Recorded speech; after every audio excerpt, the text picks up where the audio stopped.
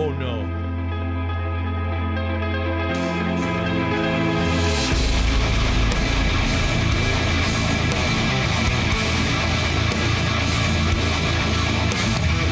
What's up, you lovely people? Mark with Kardavox Academy here, and today we are talking about Whitechapel, When a Demon Defiles a Witch. Now, this song's been out for a little while. I have yet to really dig into it. When it first came out, I understand that Phil Bozeman does some singing on it. When it first came out, I had a ton of people send it to me. They were like, yo, you got to listen to this. And I kind of listened to it in passing, not for any particular reason. When this album came out, I was kind of not really into deathcore as much as like black metal and more like, listening to older Opeth and things like that. So, I was like, oh yeah, this is cool. And I kind of had it on in the background. So this is the first time I've really dug into it. But I have technically heard it before, for whatever that's worth. Now, if you're new to the channel, what we do here is we take the reaction format, we break it down, we slow it down, we have some fun, we talk a little bit about the vocal techniques that we're hearing, we talk about how we can approach them safely and in a way that will help us have good vocal health for a very long time. I myself am a vocal coach and a vocalist. I'm in Kardashev, Neverbreath, and Viremia, and I also give one-on-one lessons. So if you like the content, please be sure to like, share, and subscribe. And if you really like the content, we do have a Patreon that you're welcome to check out. The biggest thing is we have a private Discord, which has a lot more people on it than we had expected so soon, but it's a lot of fun. We got people from all around the globe, people to talk to pretty much every hour of the day. We hang out, we play video games together. You get to vote on one monthly video, which is a lot of fun. Patreon exclusive thing they get to do. So let's go ahead. Let's jump into this song. Again, we're going to be talking about Phil Bozeman, Whitechapel, When a Demon Defiles a Witch. Let's go.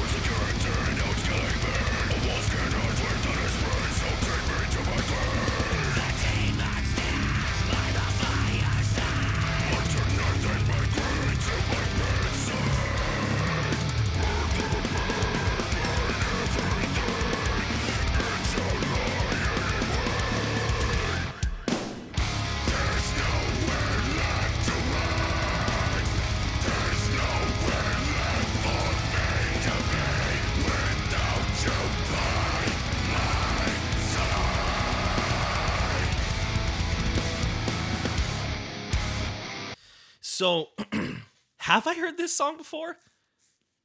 The reason I say that is because, like I said, when this album came out, I was like on another Opeth kick, and I feel like this would have been totally my sort of thing. Like, kind of soft guitar intro leading into something heavy, which is awesome. The video is beautiful, by the way. Like, it's really well done. It's really well shot. Okay, so let's talk about a quintessential concept that we need to have in our heads if we're going to go for this very strong, very deathcore rooted sound, okay? Phil Bozeman is known for a lot of things. He's known very much so for his mids and his lows. Now, I've never heard anybody completely do the perfect Phil Bozeman impression. I'm certainly not going to, but we can use the same techniques, right, to get the these good solid vocals down. Now, one thing, this quintessential concept is that compression, which we all hear about, and compression is kind of a debated topic out there, but for our purposes, we're just going to kind of think of it as a narrowing of a strategic narrowing of the airway that allows us to have a thinner airstream that will then rattle the tissues up top. This doesn't mean tightening of the neck. This just means strategically, again, narrowing the airway. We do that when we blow out candles. We're compressing up here. Compression is a permissive act. We oftentimes will think, okay, I'm compressing, I'm holding back airflow, and then we squeeze and it hurts, right? But in actuality, one analogy I like to use with my students is that it's very similar to, punching tickets or scanning tickets at a venue, right? You got 1,000 people. They're all allowed in. They just need to come in single file. Same thing with our lows. So for example, we take like our traditional false chord, like Barky sound. Tons of air, tons and tons and tons of air. We make a minor adjustment back of the tongue, a little bit of a change in the larynx. We squeeze the pharyngeal space in the back, kind of what we talked about a little bit in the Mitch Lucker video, right? But we take a little bit of that and we add it, and we start to get this very strong compressed sound that we get and that we hear happening with Phil Bozeman. Now, there's a lot more that he's doing with his voice than just this, and we're going to kind of take it piece by piece, but I want you to think about that. Compression is a permissive act. When I am strategically narrowing this space in the back,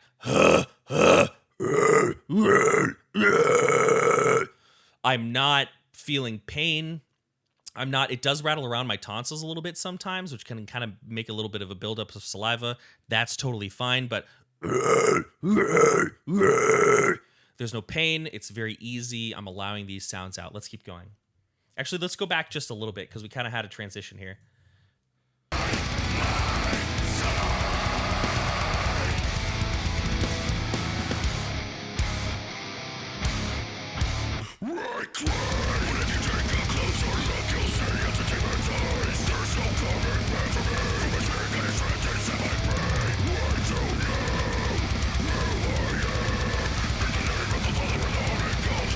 Oh no.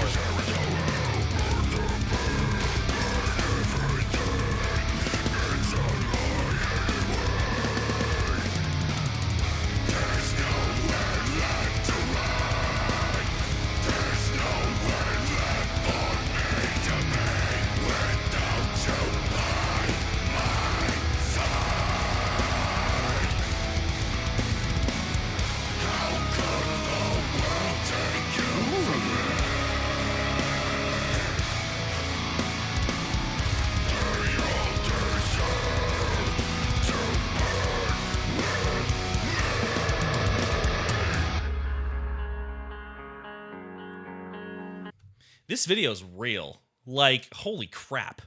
This video is dealing with some pretty heavy content. Wowzerino. Okay, but anyway. So, in addition to the compression that we hear in Phil Bozeman's voice, right, that we hear, what a lot of people enjoy that when they say, like, yo, like, I would love to have that Phil Bozeman tone with my own voice. There are two things that we can do to start at least going in that direction. The first is going to be the lips. If you see him live, and I tried to find live versions of this, and I did click through, but I couldn't hear any audio that I thought was what I wanted to use for this.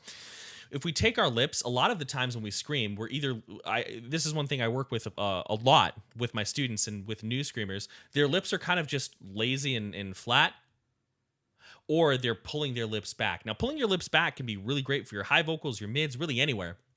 But one thing I've noticed with Phil Bozeman, and one way that we can kind of get this sound is by curling the lips around the teeth. Just gently, right around there. And then the second is taking the tongue, curling it up, similarly to how we would do a guttural. But instead of making connection with the alveolar ridge behind the teeth, that's that bumpy space, the alveolar ridge, kind of letting it detach from the roof of the mouth and holding it kind of around the middle. So instead of this, that would be a guttural, down and back. Now, that's going to help you. The compression along with this vocal posture is going to help you get through longer sections, right? And speaking to that point, you know, one thing I would love to do someday is go make these vocal sounds while getting a laryngoscopy, getting a camera down my nose. Because to be honest with you, this is one of the few sounds that I make where I feel a little bit of both going on. When I make this sound, and I pull it back, it certainly has that Fry undertone to it, right? I pull it back, right? It has that Fry undertone, but I feel a lot of the same engagement that I feel with my normal false chord vocals that I do in most of my music. Most of my music is going to be false chord stuff. So that would be something that's something that I've always wanted to do, and I've heard arguments either way about his voice, and both sides are actually pretty good. But anyways, let's go ahead and keep going.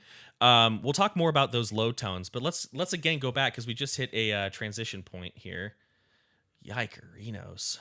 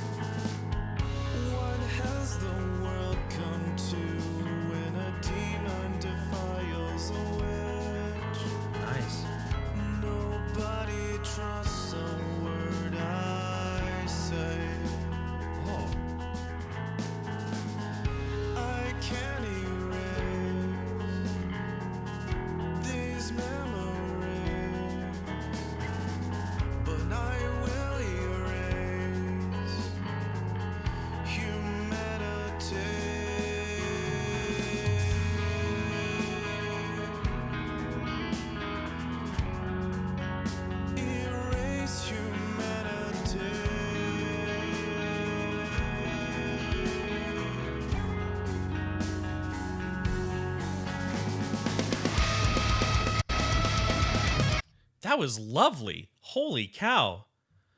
That was really well done. That was super gentle. Super gentle, right? Maybe this is, my preconceived notion, but I was expecting like powerful, like, rocky belting. But that's not what we got. Now, there is a little bit of that going on in the back earlier in the song. We're probably going to hear it again.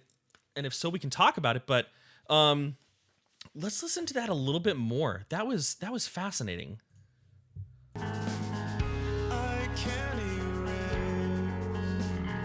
Listen to the way he lets his voicing trail off. He's slowly letting that breathiness take over in a very controlled way, changing that level of vocal compression on his clean voice.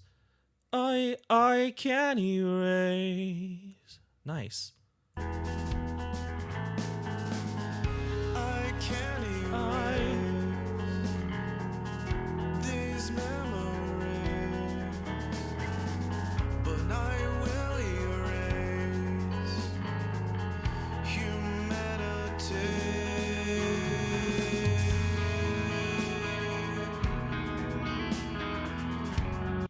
One thing that's really cool here is he's doing this in a good way, so don't at me. He's got kind of a slightly over-relaxed vocal posture, right? We often talk about opening the jaw, dropping the jaw nice and wide, making sure that all of our articulators are nice and activated. But when he's singing, and I don't have this melody memorized, so I'm going to get some of these notes wrong, but when he's like, what has the world come to when a demon defiles a witch? Notice how he says etch, wetch versus witch. When a demon defiles a witch, humanity. A lot of this is pretty, and I don't say basic in a bad way. I mean basic as in he has strong fundamentals here. This is a good, strong chest voice, done with a nice rock tone, right? And again, when I say rock, that's a very broad term. But when we do this, we're thinking about resonating in our mouth. A lot of times people, when they sing in their chest voice, because it's called chest voice, right? They'll think that they need to resonate down deep in their chest. And sometimes we can use that visualization tool to help us out. But what it'll with new singers and new screamers, what it'll sometimes turn into is singing from their throat. What has the world come to when a demon defiles a witch? You hear that? It's kind of dull. The pitches are basically right, but what has a world come to when a demon defiles a witch? The great thing about it is really all we need to do to fix that problem is relax the neck. Just totally relax it. Relax the neck. Allow your voice to be open. One thing that we can do is we can put our lips together and go, like we're eating something tasty. When you breathe in, open your ribs. Use your abdominal muscles similar to when you laugh.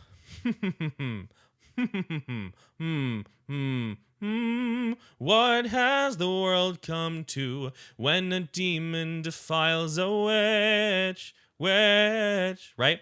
Let's keep going, but great job. Great job. Erase humanity. Nice.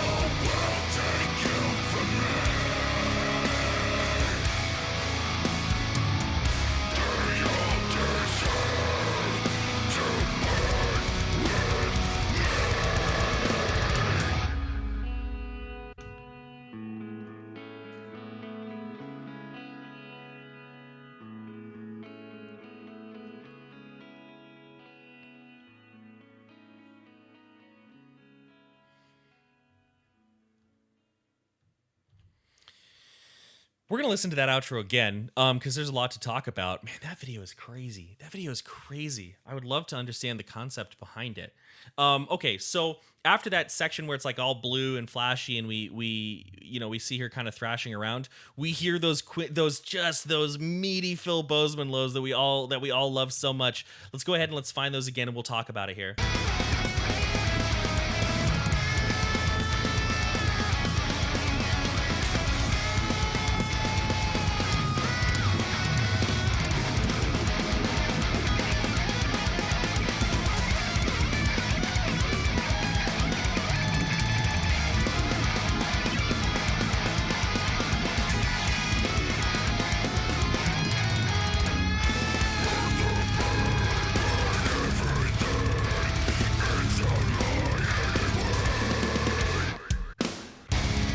I always forget it's K, not spacebar, because that makes sense.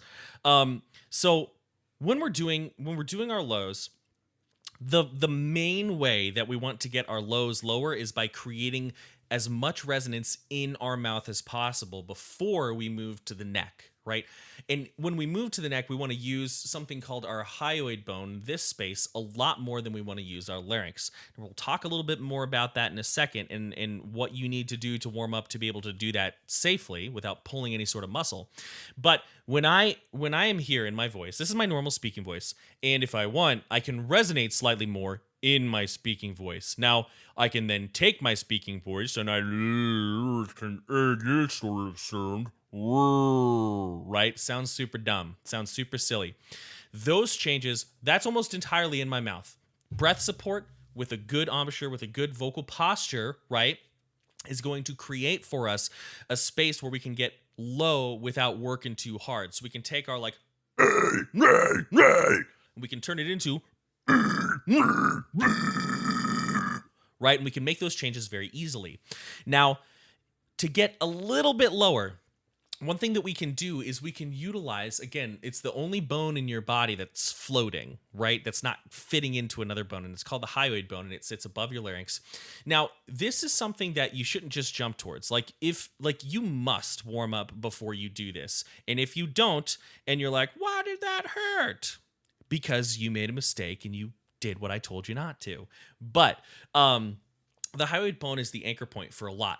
The tongue anchors to it to a degree, and the larynx anchors to it to a degree. So if your tongue goes this way and your larynx goes this way, and they're both connected to your hyoid bone and they're pulling in different directions, no brainer, it's going to be uncomfortable. So doing a lot of tongue and neck stretches, some of this type of thing, right? And stretching out the neck, making sure you're holding no tension, doing sort of these yawns and checking that your larynx is nice and evenly placed. Is your larynx predominantly in the same space while doing that? If so, okay. Once you've been doing metal vocals for a little while, you can start doing this. When we use this hyoid bone, you can kind of see, and this is like dish soap, y'all. A little bit goes a long way, but you can see that I can sort of push it out, and it's going to move my hand here. Right? This is not my larynx coming down. This is my hyoid bone. This is this space kind of underneath the tongue opening up. And it does this. When I add that into the mix,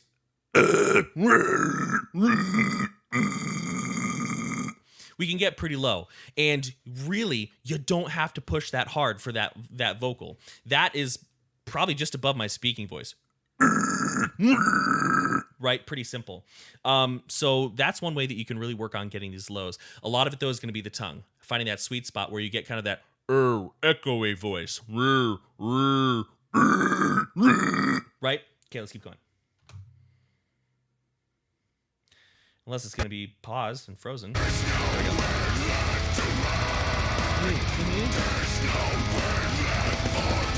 to be without you by my side. How could the world take you from me? They all deserve to burn with me. Okay, we're gonna.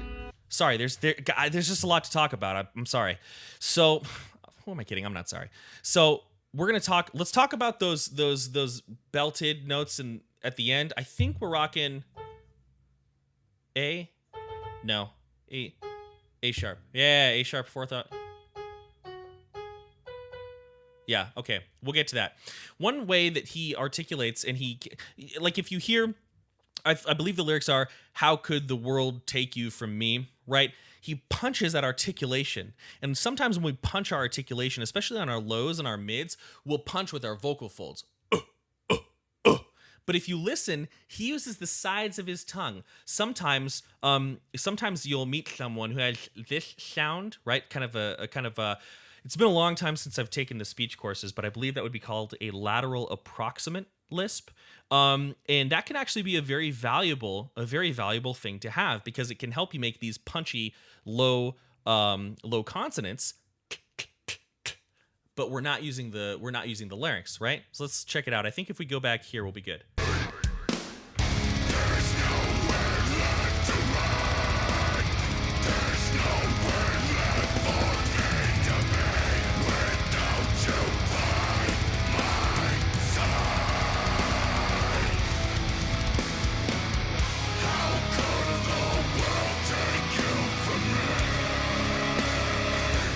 Right here.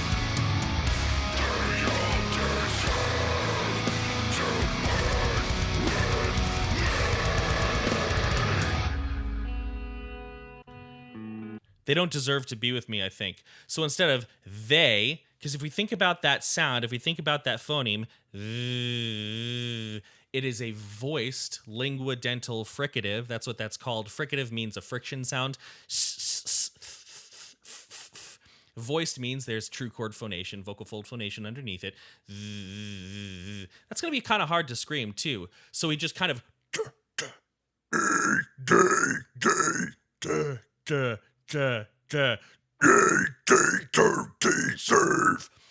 Each of those was just me going, they don't deserve.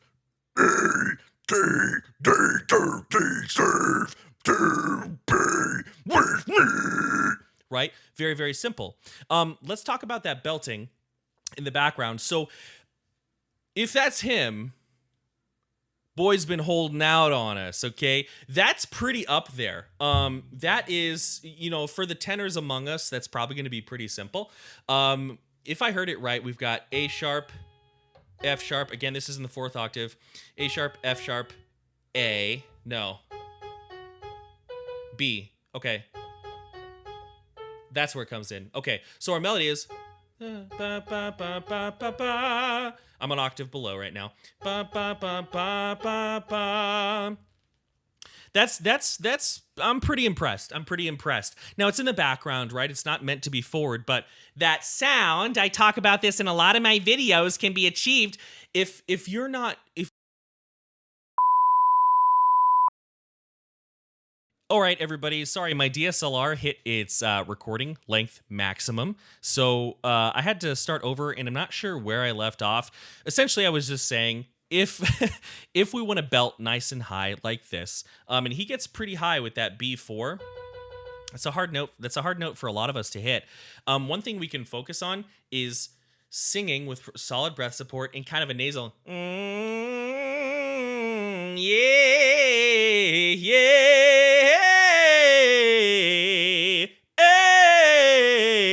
Right, and it can kind of help us climb a little bit higher. But anyways, if my camera turned off, that means I have been going on way too long. Phil Bozeman just has a lot to talk about. So thank you for bearing with me. This was Whitechapel, When a Demon Defiles a Witch. And it was a lot of fun. It was a lot of cool stuff in one go. Again, if you enjoyed the video, please be sure to like, share, and subscribe. And as always, we do have a Patreon where you can come and hang out and vote on a video a month. And I do give one-on-one lessons if you are interested in that. And as always, many thanks. Much love. I'm out.